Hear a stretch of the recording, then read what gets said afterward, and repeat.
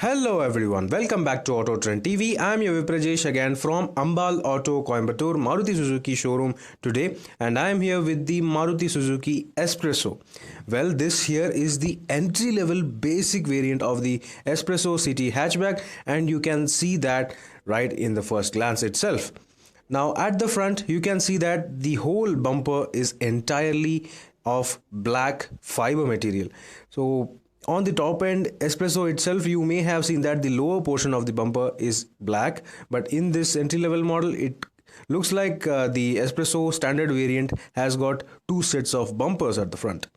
Apart from that, you can also see that there is no sort of decorative trims or material or anything. It is just a basic variant. And coming to the wheel size, of course the entry level variants of the Espresso range comes with 13-inch steel wheels as standard, whereas the top end VXI and VXI Plus variants only get 14-inch wheels. Now these lower sized wheels ensure that the wheel gap at the rear, the gap between the wheel arch and the actual wheel, is a lot. You can see that you can basically fit your head inside that. And coming to the rear and sides, you can see that the car itself looks pretty basic and plain. There is no sort of decorative material or any effort to spruce up things. Though this entry level gets two parking sensors as standard, you do not get anything apart from that. And you can also see that the ground clearance has been retained, which is actually a good thing. However, there are a lot of features missing on this entry level variant, which I will cover once I get inside. For now, the exteriors are pretty okay and plain. Do let me know in the comment section what do you think about the looks alone. So let's get inside the cabin to see what's on offer. Yes guys, I'm right now inside the new Maruti Suzuki S-Presso compact city hatchback in its standard variant. And I'm coming again that the standard variant is essentially the basic model of the Espresso range. That also means that this car does not get any sort of audio system, no AC. Well, you get blower controls, you get a cooling function, the heater, and recirculation also, along with air direction controls, but you do not get an AC button. So there is virtually no AC at all. You just get blowers and heaters, that's all. And you also do not get power steering, which is really a bummer in today's age.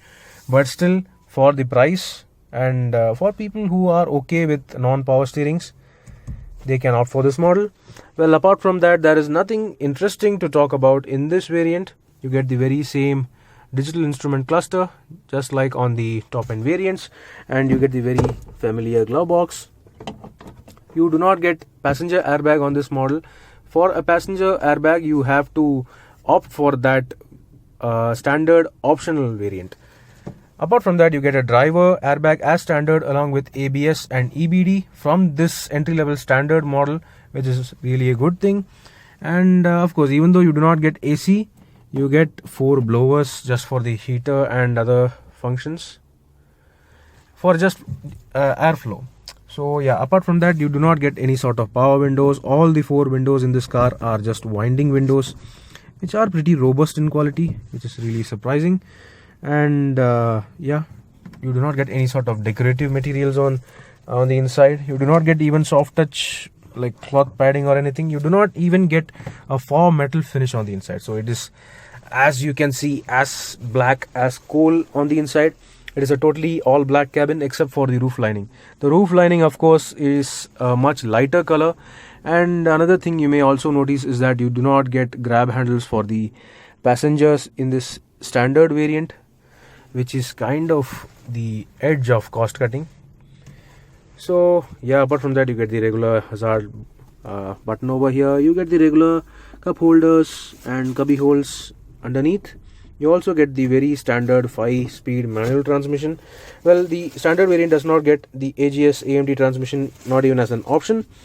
And yeah, you get the very familiar handbrake lever. You also get this small cubby hole for the back seats.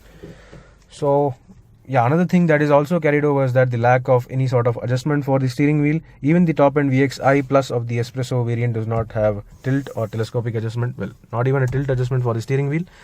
However, you get separate headlamp control and wiper control stalks on the steering wheel, well, on the steering wheel column, which is totally fine.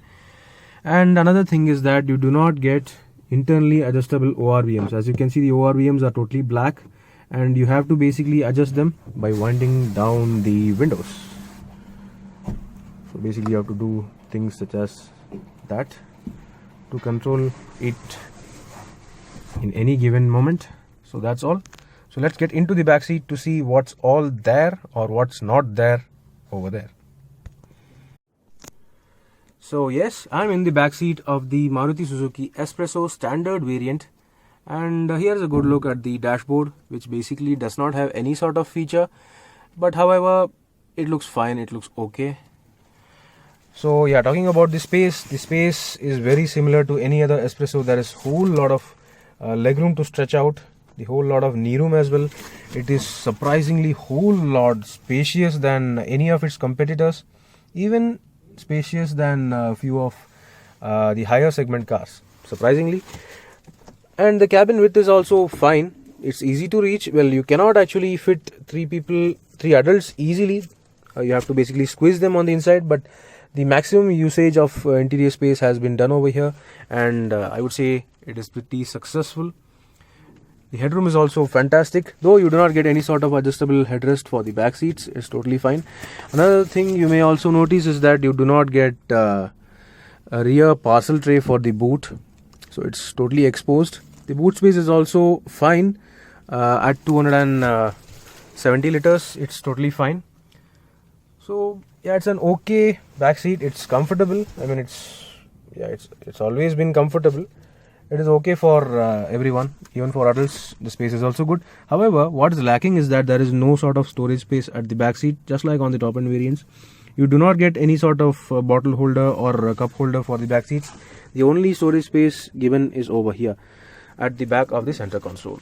However, the front seats get individual bottle holders, which are really good in size. So in total, this car gets only 2 bottle holders and 2 cup holders in front of the gear lever. So it's an overall okay-ish budget car. So it's spacious, it's comfortable, it lacks features, but it's okay for budget family people. So let me conclude this review.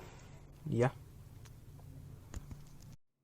So that was all about the entry-level standard variant of the newly launched Maruti Suzuki S-Presso compact city hatchback. Well, this car may not even have any of the features you may ever want on a modern city car. But however, this car may work fine for people, especially for families who are on a very strict budget. This car can even work for families located at higher altitudes who may never want air conditioning. So do let me know in the comment section below, what do you think about this most basic variant which does not even have power steering. Meanwhile, this is Viprajesh signing off. See you on another video. Thank you for watching.